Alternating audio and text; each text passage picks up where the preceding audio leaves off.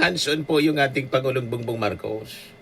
At nakikita naman ninyo po ang mga interventions na kanyang ginagawa para hindi masyado masaktan sa epekto ng taas ng gasolina, presyo ng ating gasolina, ang ating mga mamamayang Pilipino. At saka, nakikipag-usap na rin ang ating Pangulo sa ibang mga suppliers ng petroleum. At may 300,000 barrels ng diesel, mga kababayan, ang nakatagdang dumating sa Pilipinas next.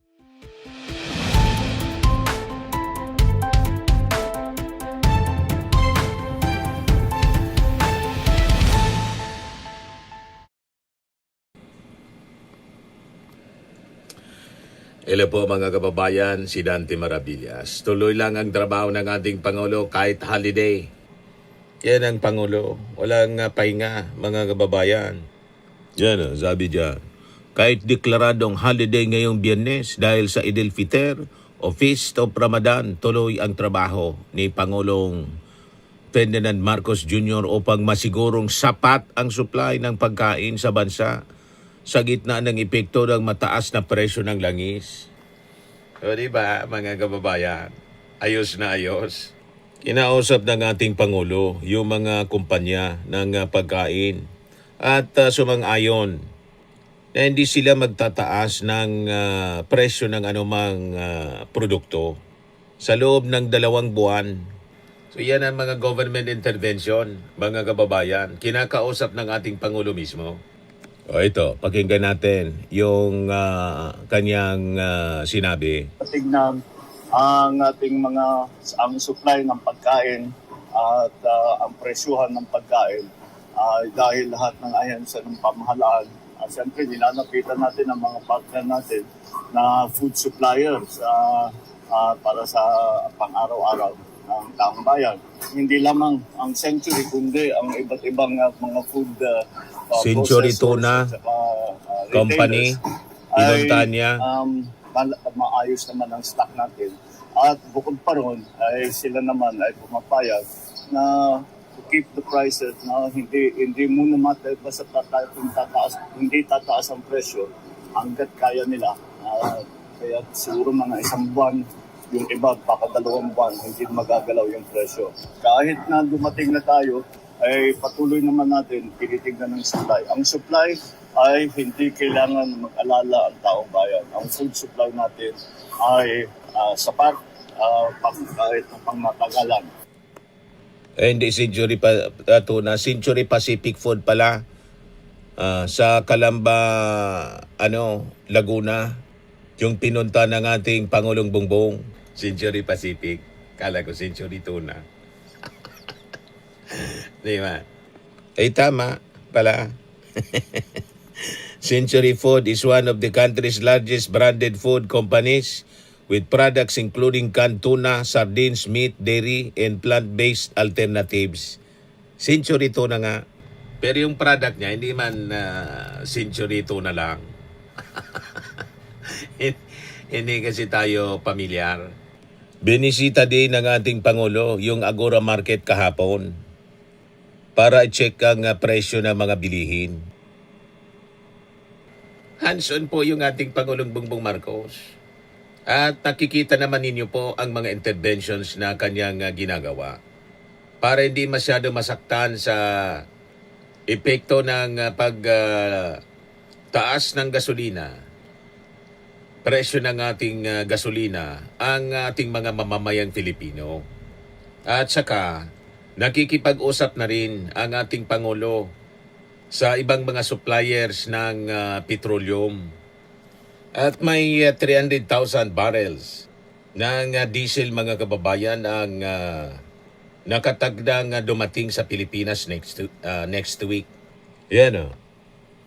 Sabi ng Department of Energy, sabi ni Secretary Garin, the order niya is part of the government's effort to help the private oil firms procure future supplies of fuel. Garin said the government continues to look for other sources on a government-to-government scheme, but the products will be sold at cost to private oil firms. So, walang tigil sa pagtatrabaho yung ating mga officials para solusyonan po yung problema. Yan sabi ng ating Pangulo, ang supply ay hindi kailangan na mag-alala. Ang taong bayan, ang food supply natin ay sapat kahit na pangmatagalan, sabi ng ating Pangulong Bongbong Marcos. At ito naman yung schedule ng ayuda para sa transport sector. Ano? Tuesday, March 24 para sa TNVS. Sa mga jeepneys naman po, Wednesday, March 25. Sa mga delivery service, March 26 to 27. Sa mga taxi naman po, mga motorcycle, Grab, Saturday, March 28 po. Yan yung inilabas mga kababayan na schedule ng DSWD. 5,000 pesos cash aid mga kababayan para sa kanila. At sabi ng ating Pangulong Bongbong Marcos, tuloy-tuloy siya hanggat hanggat hindi umupa ang problema. Ang conflict sa Middle East at apektado mga kababayan ang supply dahil sa problema mga kababayan sa Strait of Hormuz. O ito yung Nestle naman po. Ready daw sila to absorb Mid-East price shocks for now. Yan yung lahat ng mga produkto ng Nestle sa grocery po mga kababayan. At sabi ng mga experts, itong oil shock mga kababayan, temporary man lang ito. Pag naayos na po ang flow ng supply, pag nais ang problema doon sa Strait of Hormuz, bababa na siya mga kababayan siyempre. Ito po, pagkinggan natin yung sabi ng And the oil shock and expert. The peso, the pressure on the peso are temporary. Temporary However, lang siya. these will ease when the Hormuz opens and sentiment improves and the peso strengthens again. In the meantime, I think there's ways to improve in terms of planning and addressing these things. The oil shock. Yan sabi po ni investment coach Julian Tarubago Jr. So gano'n naman talaga mga kababayan. Kasi epekto nga ito ng disruption ng supply ng petroleum. Kasi hinaharang ng Iran yung mga nagbabiyahing barko sa Strait of Hormuz. Kaya nga, kinausap ni Trump, pinagsabihan yung kanyang mga NATO allies, tumulong sila kasi ang epekto nito, buong mundo at kasama yung kanilang mga bansa. Kung hindi sila tutulong, sabi ni Trump, alis na din ako sa magkanya-kanya tayo. Biglang nagbago yung isip ng mga major economists. Tutulong na daw sila. You see? Kailangan pang bantaan ni Trump. Bahala din niya kayo sa buhay ninyo. Magkanya-kanya tayo pag ganyan. Ito yung utos ng ating Pangulo sa Department of Foreign Affairs to secure new oil suppliers. Open post in Kazakhstan, Fiji, and Ghana. So sabi dyan, the DFA will open new diplomatic post in Fiji, Ghana, and oil-rich Kazakhstan this year to broaden the Philippines' diplomatic and energy footprint in the region where it has limited presence. Ang Kazakhstan is rich in oil in other resources, sabi po ni Lazaro. Ang Kazakhstan kasi, mga kababayan, holds approximately 10 billion barrels of proven oil reserves, with petroleum accounting for nearly 65% of its total exports according to the U.S. Energy Information Administration and World Bank. So tutulong na yung DFA sa Department of Energy na siyang lead agency for managing national petroleum reserves. Sabi dito sa balita, the government is also monitoring ASEAN mechanisms designed to cushion potential supply disruptions, including emergency frameworks for oil and gas shocks. So nakikita ninyo ang mga efforts na ginagawa, mga kababayan, ng Marcos administration. Kumusta naman na Mr. Maravillas, yung Vice Presidente? Yung Vice Presidente dapat matanggal na kasi wala man pakinabang ang ginagawa ngayon. Puro lang pagbasa ng mga mensahe sa kung ano-anong event. Yun na lang ay yung mga mensahe niya baliktad sa kanyang ginagawa. May mensahe na naman po sa Idil Fitr. Ayan si Sara. Sige lang basa ng mensahe. Pagbati ni BP Sara Duterte sa mga Muslim sa Idil Fitr. May mga lessons of may the lessons of Ramadan inspire us to work together, sabi niya. Sa kanyang mensahe, kinilala ng Vice Presidente ang sakripisyo, disiplina at matibay na pananampalataya ng mga Muslim sa panahon ng kanilang pag-aayono kasabay ng pagbibigay diin sa kalagaan ng malasakit, kawanggawa at pagkakaisa. Na hindi man niya ginagawa kasi hindi man siya nakikipagkaisa. Hindi man tumutulong sa ating gobyerno, sa ating Pangulo.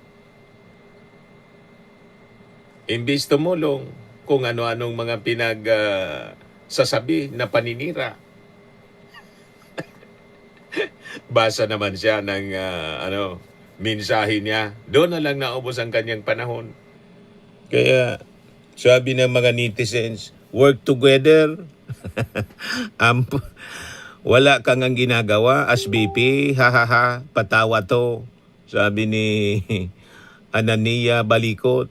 Sabi ni Carmencita Viray Kabato, loco stalking. Tapos sabi ni Fred Sales David Butch, o tapos,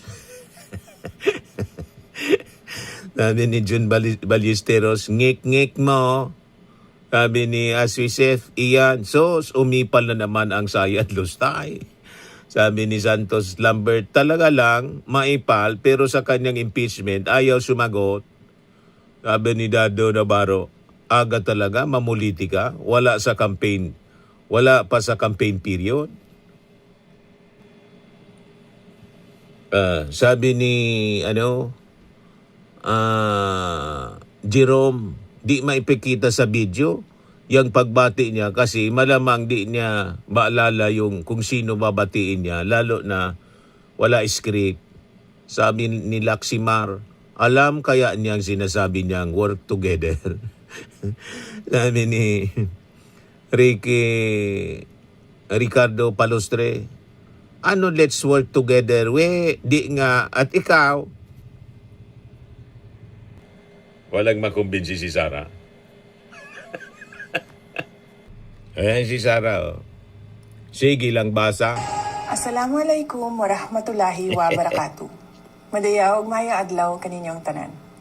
Magandang araw sa inyong lahat. I join the entire Muslim Ummah, especially our brothers and sisters across the Philippines and those living and working in the Middle East and all corners of the globe in celebrating the blessed occasion of Idil Fitr. As you mark the end of the holy month of Ramadan, we celebrate a journey defined by prayer, sacrifice, and deep spiritual reflection. The discipline and devotion you have shown throughout your fast are testaments to the strength of your faith and your commitment to the values of compassion and charity. To my fellow Filipinos, your resilience and hard work continue to be a source of pride for our nation. May the spirit of Eid bring you comfort and remind you that your contributions to your families and our country are deeply valued. As we celebrate this time of joy and thanksgiving, we also offer a fervent prayer for peace across the world.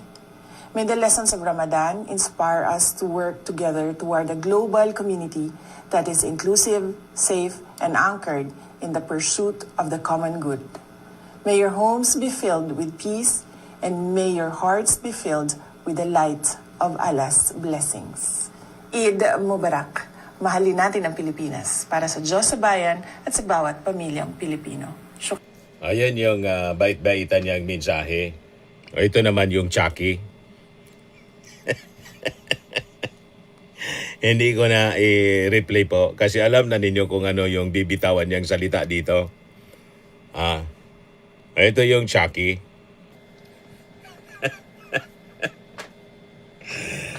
Di ba, mga kababayan? Kaya walang makumbinsi po ng mga netizen sa kanyang mensaheng binabasa. Ito, wala siya ditong script. Lumabas yung tunay na pagkatao.